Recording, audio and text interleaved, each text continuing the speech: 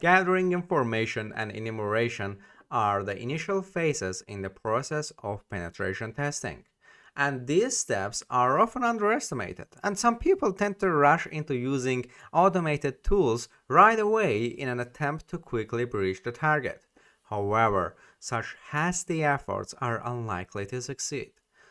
So, this reminds us of a famous saying by Abraham Lincoln, which is also applicable to penetration testing.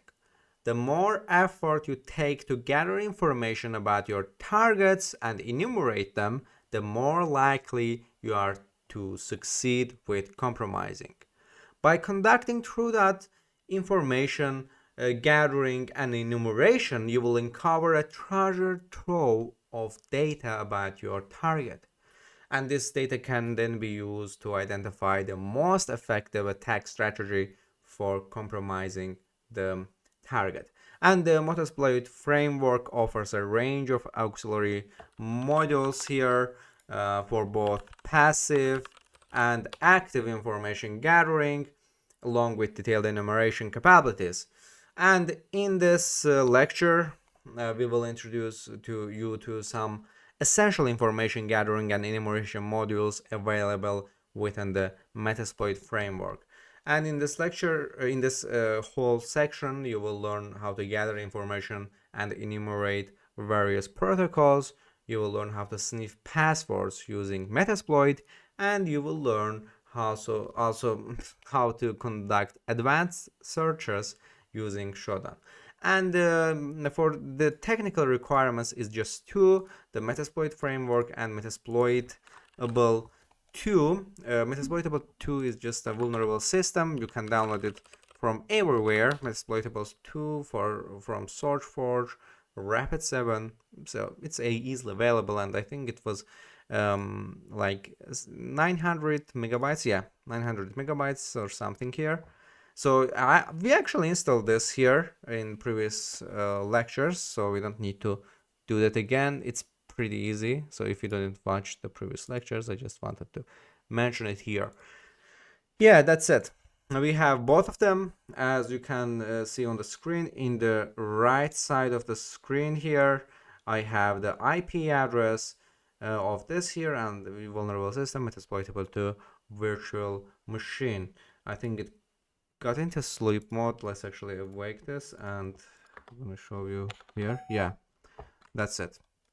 And as you can see, this is our IP address. So our virtual machine is on now here. Clear config, and this is our IP address 142.136. Yeah, that's perfect. And now here we can start our MSF console. We actually did start it. Yes, and in this section we will also delve into several extra tools available in the Metasploit framework.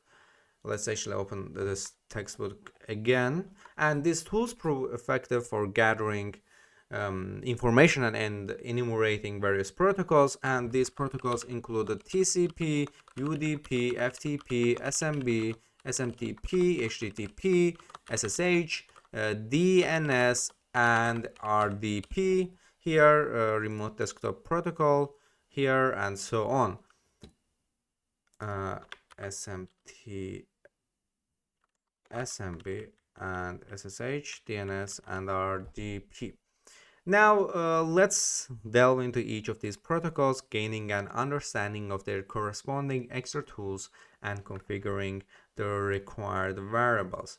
So firstly, we have this TCP here. Actually, let me use this because we will learn about these protocols accordingly. Like, for example, in this lecture we will learn from TCP to SMTP, and in next lectures we will learn HTTP, SSH, DNS, and RDP here. Yeah, that's it. And now let's go back to our MSF console here. So, Transmission Control Protocol, TCP. So TCP is a protocol that ensures reliable packet transmission and is used by many services such as Telnet here, the SSH, FTP, FTP here, and SMTP here. So TCP and UDP is actually not a network protocol completely, but they are actually network layers, right? We can call them like that. And here, which you will learn about this network protocols in this course, don't worry about this. And in this lecture, we will conduct a straightforward scan of the target system's ports to determine which TCP or UDP ports are open, but we will first start with the TCP here.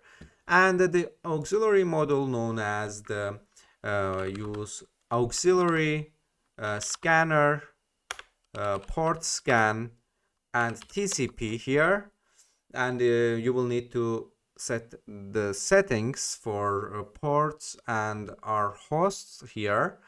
And in this case, actually, let's show options, and we have concurrency, delay, jitter. The jitter is the jitter factor. This is the maximum value by which plasma sells in milliseconds. And we have what's important to us is our ports and our hosts. So the current settings for ports is from 1 to 10,000, but however we can change that by using here. So set ports here 1 to 65,535 and show options again. And as you can, let's configure confirm it by using this show options again. And as you can see here, we will scan all the ports, and now let's set our IP address. In order to do that, we will just use the set our hosts, and remember you can also use the files for this host document, but in this case we will, if you enter just one IP address, Metasploit will just count it as one IP address here. So 192.168, and it was 142.136. 142.136. That's it here. And here, remember this our hosts. This should be the IP address or a range of IP addresses for the target you want to scan. And ports here, with this we are specifying the range of ports that you want to scan.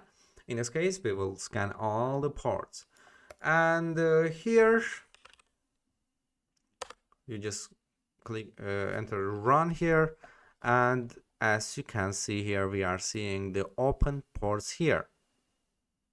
Let's actually wait wait the scan to complete here.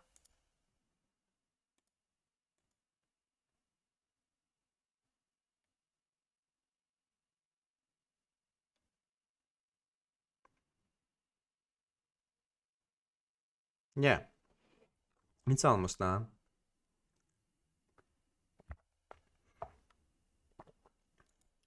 Perfect. And as you can see here, we scanned all the open ports here.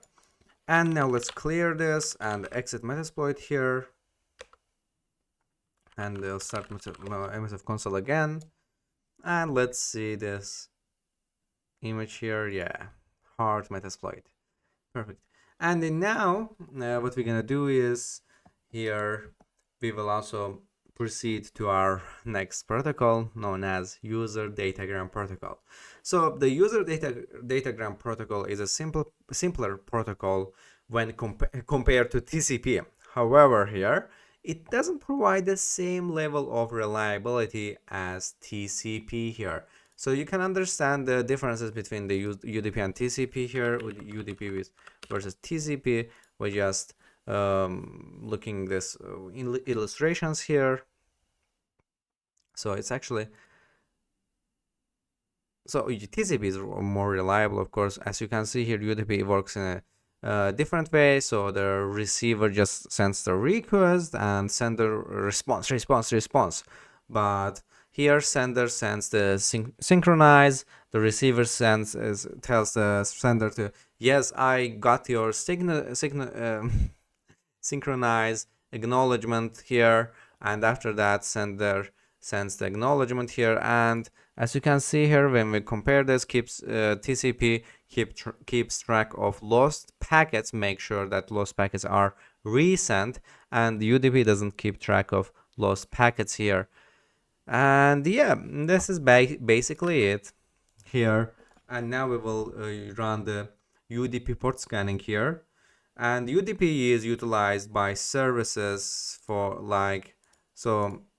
UDP is utilized for services for these DNS here. Yeah, DNS uses the UDP, and SNMP here. SNMP also uses UDP. And in this lecture, we will conduct a basic scan of ports on the target system to identify which UDP ports are open. And the auxiliary module for this task is named the auxiliary.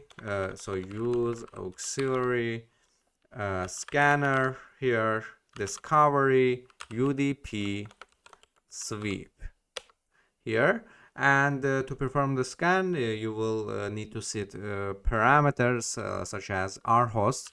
So let's actually look at the options here, what options we have, and as you can see, rhosts and threads. Actually, we can increase the threads a little bit. So set threads 100, and let's actually set our hosts to our vulnerable machine. So that's why it has so many ports open. So 192 here, 168, 142, 136, and here, and after that just click on run, sending 13 probes to here. And as you can see, discover DNS on this, bind 9.4.2. Let's see what is bind 1.9. And as you can see here, it has the security vulnerabilities, right? Remote DNS cache poisoning. So yeah, we can exploit the system using this vulnerability here, and we can actually get pretty much good information from it. And discovered net bias here, and we can see the work groups and so on. And as you can see here, this exploit targets a fairly ubiquitous flow in DNS implementations, which allows the insertion of malicious DNS records into the cache of the target name server. This exploit caches a single malicious name server entry into the target name server, which replaces the legitimate name servers for the target domain. So by causing the target name server to query for random host names at the target domain, the attacker can spoof a response to the target server, including an answer for the query. And as you can see here, you can also use that. So we just found one vulnerability of this MSR with this just UDP port scan, right? Yeah, that's perfect. And here, and this version here maintains the essential information while making it understandable here for like you can see the TCP, UDP, TCP, UDP. So this version of output makes it understandable, and it's actually port map, but when we're seeing the DNS here, we can see the DNS version also. And that's it with our lecture here. So in next lecture we will also do in this lecture we learned this TCP and UDP. We left this FTP, SMB, SMTP, HTTP, SSH here, and that's it with our lecture. My name is Stefan, and I'm waiting you in next lecture.